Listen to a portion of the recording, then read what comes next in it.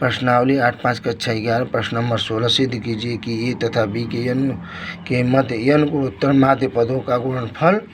ए और बी के ए गुणोत्तर माध्य के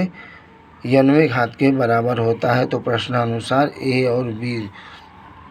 दिया है, इसमें n गुणोत्तर माध्य दिया है G1 G2 G3 और Gn दिया है। तो ए बी जो है 2 हो जाएगा और n तो n प्लस 2, तो प्रथम पद a और अंतिम पद n प्लस 2 बराबर दिया है b, और सिद्ध करना है इतना बराबर G पर n घात। तो n प्लस 2वां पद बराबर होता है a r पर n माइनस 1, तो इसका मान दिया है b बराबर a पर r पर n का मान दिया है n प्लस 2, तो r पर n प्लस 2 माइनस 1, तो r पर n प्लस 1 आएगा, 2 में से 1 घट जाएगा तो 1 बचेगा बटा a से भाग देंगे b में, तो b बटा a समीकरण नंबर 1। और a n बराबर सूत्र होता है a r पर n माइनस 1, इसी सूत्र पर लगाया है।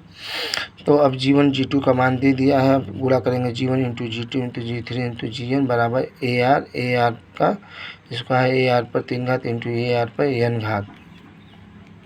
तो इसका मान रखेंगे p बराबर होगा कई बार a है तो a पर n घात, और r पर लिखेंगे 1 2 3 n तक लिखेंगे।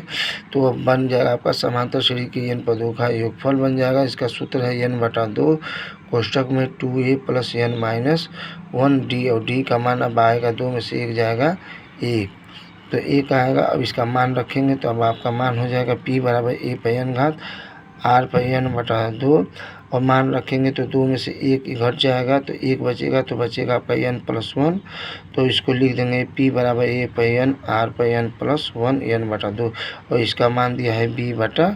a, तो रखेंगे b बटा a पर n प्लस n बटा 2। अब दोनों पक्षों का वर्ग करेंगे तो आपका आएगा p स्क्वायर बराबर 2a पर 2n गुणे b पर n बटा